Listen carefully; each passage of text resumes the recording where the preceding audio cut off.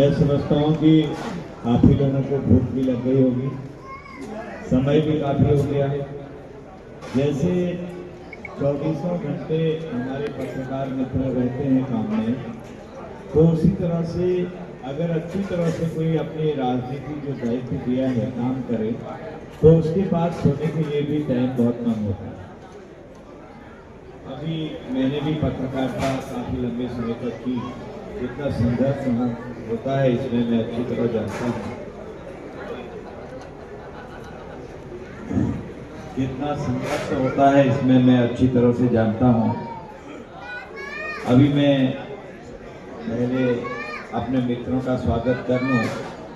राष्ट्रीय अध्यक्ष पत्रकार प्रेस परिषद जो है पूरे देश के, भारत के, श्रीमान आसिफ अली साहब, जिन्होंने अभी अपने पूरे अंतरात्मा से सारी बातें यहाँ पर बताई और बहुत ही उत्साहवर्धन किया सबका, और उनका कृतित्व, व्यक्तित्व, चरित्र जो है वो हम सबके लिए अनुकरणीय है।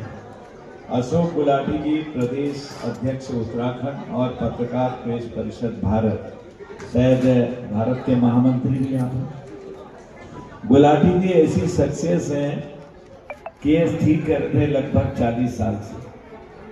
मैं इनको जानता हूँ और मैं भी पत्रकार छोटे मोटे उसमें लिखता था। ये एक अखबार जो आजकल है हमारा राष्ट्रीय दैनिक जागरण, वैसे तो लिखते थे, नया नया आया था रानीखेत में, तो ये कभी लेटर बॉक्स के दरवाजे खोले होते थे उसे भी आते थे, कभी हॉस्पिटल की बेंच टूटी है वो आता था, रोज उसमें कुछ न कुछ आता था। कहते थे आज गुलाटी ने क्या क्या देखो तो। वो पेपर नया था लेकिन उसको रोचकता लाने के लिए कभी कभी फौज की परेड हो रही है उसे भी आते थे, कभी कैंटोनमेंट बोर्ड के लोग किसी की दुकान तोड़े फट सके उसे दे देते थे। तो वो अखबारों में लोकल चीजें आती थी, तो वो लोकल स्थानीय स्तर पर बहुत प्रसिद्ध मिल गई जागरण को। वहाँ आज तो जागरण भी प्रदेश और देश में अपना नाम कमा रहा है। और उसके बाद आपने इस पत्रकारिता को अपनाया और आप एक छोटा मोटा बिजनेस, बड़ा बिजनेस भी था, सप्लाई थी आर्मी में आपकी।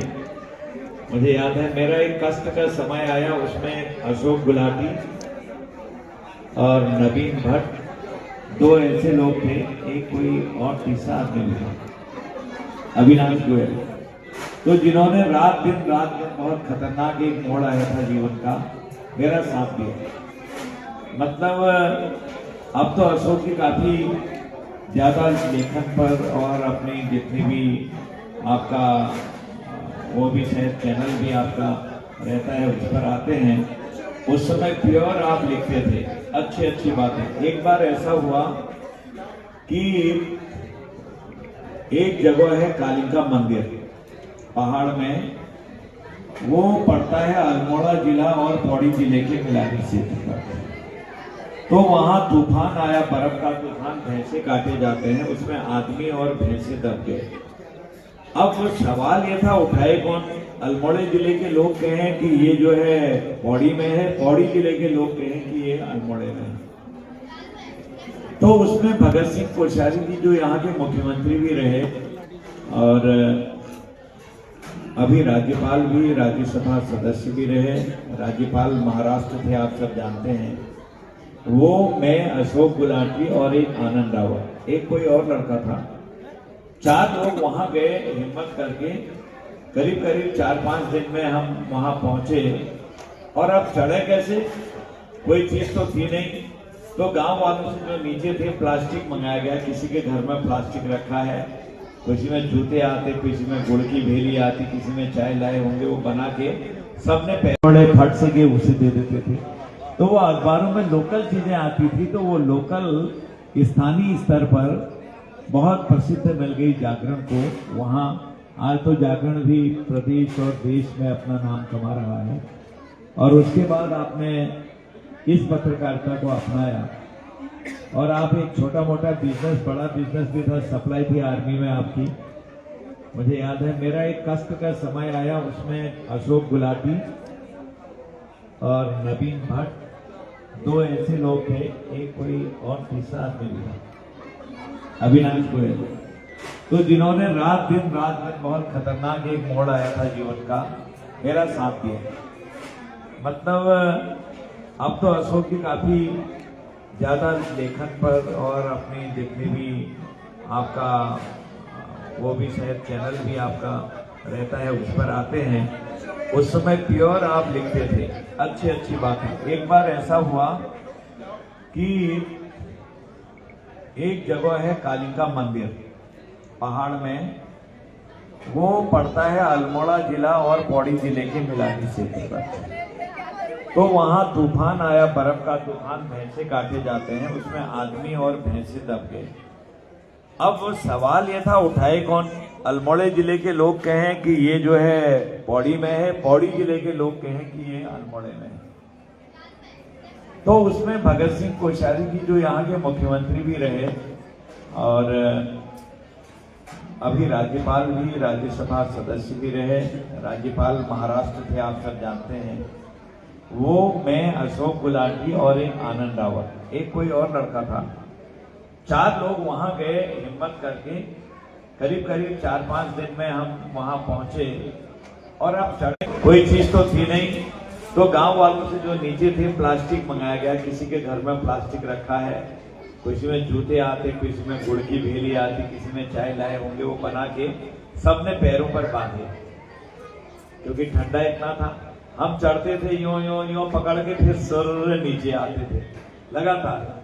अब अशोक जी का तो शरीर आजकल थोड़ा घट गया है, उन दिनों और भी ज्यादा अच्छा था, तो ये सीधे नीचे ही आते थे। तो हम लोग भी आते थे, भगत सिंह कोश्यारी जी हल्के शरीर के थे, अरे पकड़ो पकड़ो पकड़ो कहा, तो उनको हम ऐसे पकड़ लेते थे। तो बाद में उसकी सीरीज निकाली जागरण में, करीब 10 या 12 दिन तक निकलते रही।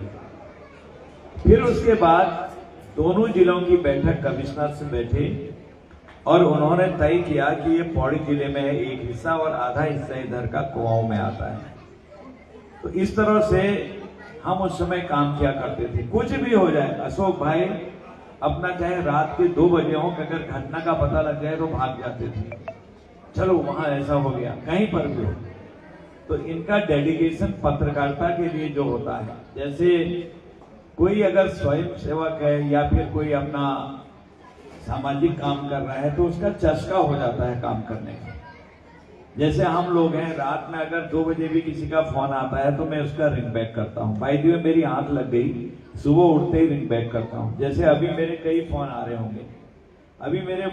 होंगे, मैं रात को फिर गाड़ी में बैठ के देखूंगा अभी, और पता लगेगा कि अभी काफी फोन आए थे, चलते चलते मैं फोन मार लेता हूं और बात कर लेता हूं। अगर नहीं मिल पाए, वो नहीं उठा पाए, उनको ये आभास हो जाता है कि हाँ मेरा फोन देख लिया है, फिर उनका भी रिंग बैक आता है। क्योंकि हम कर्म क्षेत्र में हैं।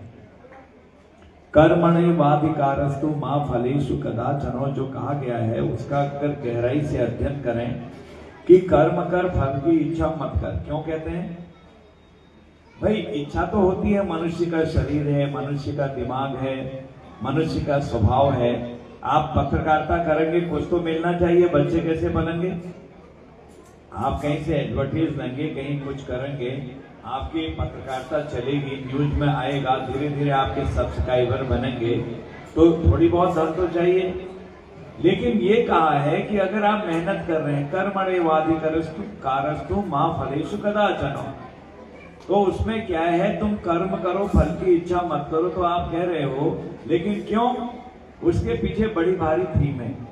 जैसे अभी आपने शिव जी के बारे में बताया, शंभू के बारे में, और भोले बाबा के जयकारे लगाए।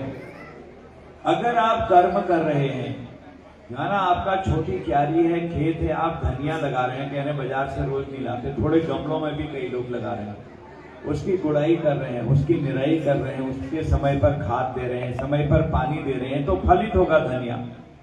खेत में अगर आप ऐसे ही कर रहे हैं तो अनाज बनेगा, फलित होगा।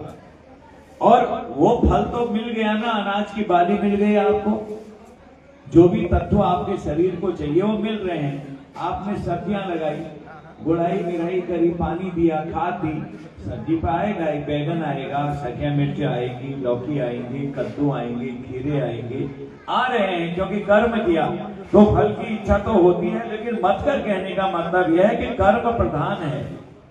कर्म पहला है। ये यहाँ पर एक कोई ये बोतल रखी है, ये पानी की है, मुझको प्यास लग रही है। अब मैं कह रहा हूँ मैं आ जा यार, मेरे मुख में आ जा। ओफो, आओ ना, मुझे पानी की प्यास लगी है। भाग्य में भी है लेकिन सामने भी रखा है। कर्म हमको करके हाथ से इसको पकड़ना पड़ेगा। ये पकड़ा, यहां से ढक्कन खोला और यहां से पानी पिया। भाग्य में था, लेकिन हम कर्म में कोताही बरत रहे थे, हम उठा नहीं रहे थे उसको। तो इसलिए मैंने ये बताया अशोक जी के बारे में, ये कर्मयोगी की भूमिका में, और पत्रकार कर्मयोगी की भूमिका में सभी होते हैं कि अपनी ड्यूटी को जो पहले परफॉर्मेंस करते हैं। आप मुझे 7:30 बजे दिल्ली जाना है, पहुंच तो नहीं पाऊंगा, मुझको भी अंदर से कुलबुली हो रही है, ऐसे ऐसे हो रही है, कैसे जाऊं। मेरी मदर इन लॉ हॉस्पिटल में भर्ती है, पत्नी भर्ती हुई, फिर वो दिल्ली गई, आज आने वाली है उनको दिखाने के लिए, लेकिन बाहर मुस्कुराते रहना पड़ता है। आपके घर में क्या हो रहा, मैं पत्रकारों की स्थिति कुछ भाइयों की जानता हूं कि कभी कभी चूल्हे जलाने के लिए भी बड़ी मेहनत मशक्कत करनी पड़ती है। घर में शादी हो जाती है, जब तक शादी नहीं हुई तब तक ठीक है, पत्नी घर में है, कभी बच्चे के लिए दवाई लाने के लिए कहा तो इंतजार होते रहता है। अब आप कहां से करेंगे, मित्रों से ही कहना पड़ा है, दवाई दे दे, कुछ दे दे, धीरे धीरे धीरे धीरे।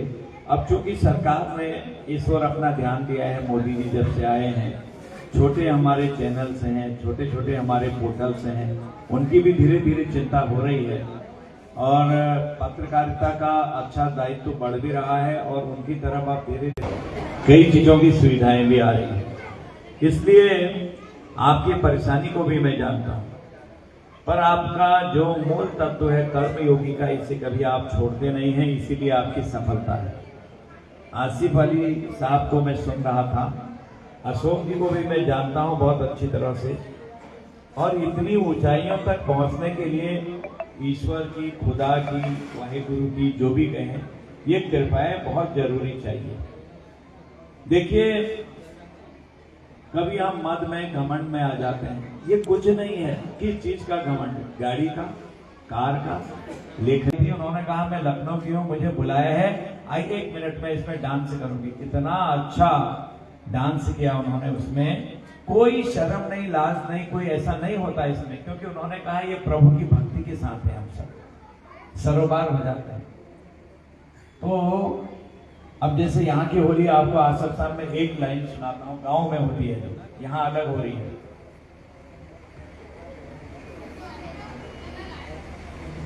जल कैसे भरूं जमुना गहरी, जल कैसे भरूं जमुना गहरी, जल कैसे भरूं जमुना गहरी, जल कैसे भरूं जमुना गहरी।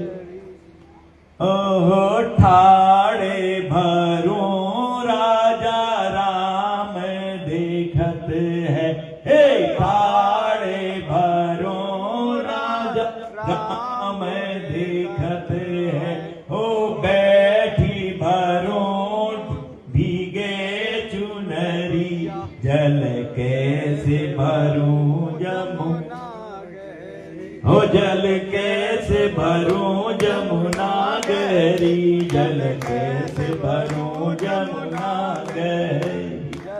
अब आप इतना गाएंगे जैसे इसमें, तो सारे राग द्वेष हा ही सब होते रहेगी। ऐसो अनाड़ी चुनर गयो फाड़ी, ऐसो अनाड़ी चुनर गयो फाड़ी। आगे कुछ है, रुक सुध देवियो गारी, कुछ ऐसा है, मैं भूल गया। तो ये सब हिला देते हैं आदमी को, उतनी देर आदमी गाते रहता है। अच्छा। दोनों बहना जला भरने चली, चंपावत के कौन है? मैं ठीक गा रहा हूं? चंपावत की खड़ी होली है। जब आप चंपावत में जाएंगे, प्रसिद्ध है, यही नहीं देश विदेशों में जाते हैं। और उसमें पैरों के साथ भी गाते हैं, दोनों बहना चला भरे चली। ये बड़ा लंबा है, मैंने चंपा बहुत अच्छा वहां का अब क्योंकि आज होली का मौका था, यही कहना है। अब गंभीर भाषण क्या देना है? होली है, घरों में सुख आए, संपत्ति आए और हमारे मनों की गांठ खुले। हम समाज के लिए समर्पित होके कार्य करें, राष्ट्र को मजबूत बनाएं। नरेंद्र मोदी जी ने हर क्षेत्र में एक इतिहास बना दिया है। हमारे यहाँ तो अब आपने देखा हेमकुंड साहिब और केदारनाथ को भी हम अब जो हमारे 12 घंटे 14 घंटे लगते थे, अब हम 38 मिनट 36 मिनट में पूरा कर लेंगे। इतनी बड़ी कायाकल्प कर दी है। नैनीताल वाली रोपवे भी लगने वाली है। हर तरफ से जो चाहिए वो हमको दे दिया है। पहले प्रधानमंत्री हो गए हैं जो गंगा माता के कहां मायके मुखुआ हर्षित से आगे इधर को आते हैं, वहां जाके पूजा और अर्चना करके अब हमारी चार धाम यात्रा शीतकालीन में भी चलेगी। शीत में भी चलेगी, ऊपर नहीं जा पाएंगे लेकिन मायके में, वहां पांडुकेश्वर में, उधर ऊखी मठ में, जहां जहां पर हमारे प्रभु हमारे चार धाम के देवता नीचे आ जाते हैं, माताएं नीचे आती हैं, वहां तक चलेंगी। मैं बहुत सारी शुभकामनाएं देता हूं। होली के रंगों के समान हमारे जीवन में रंग आए। हम एक हमारा वाणी से कलम संयमित रहे, सुख और शांति बनी रहे, लक्ष्मी का इन सद्भावनाओं के साथ अपनी वाणी को विराम देता हूं। बहुत धन्यवाद। भारत माता की जय। सबको होली मुबारक। होली है। हाँ, सम्मानित करेंगे और उसके बाद डी फैक्टर डांस एकेडमी के बच्चे आ जाएं, क्योंकि उन्होंने बहुत अच्छी प्रस्तुति दी है, वो बहुत अच्छे डांस किए उन्होंने, तो वो हमारे सांसद महोदय के द्वारा सम्मानित किए जाएंगे बच्चे। माइक होगा, माइक हमारे जो है पहले आयोजक है तो वो कर देंगे। आप आइए, ऐसे सब बच्चों को खड़ा करके मैं खड़ा ही हूँ। क्या करना, लाइव करना है?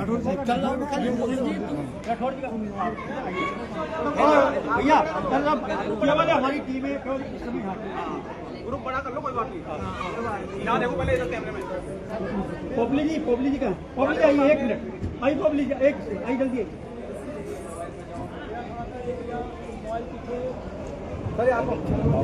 सर। आप सर यहाँ पधारे, हम सभी लोगों का के बीच आपने होली मिलन के मौके पर अपना प्यार, अपना दुलार हम सब के बीच में रखा। आपने भारतीय संस्कृति की जो प्रथा है होली की, उस संस्कृति में पिरोने का प्रयास किया। आपका बहुत बहुत धन्यवाद। आपने पत्रकारों के लिए भी बात कही, तो मैं कहना चाहूंगा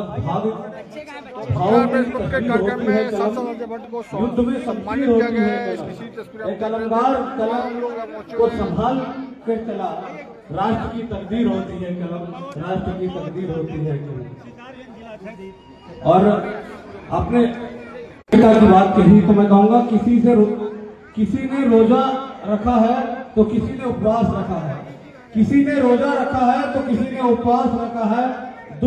दुआ उसी की कबूल होगी जिसने अपने बूढ़े माँ बाप को पास रखा है, जिसने अपने बूढ़े माँ बाप को पास रखा है।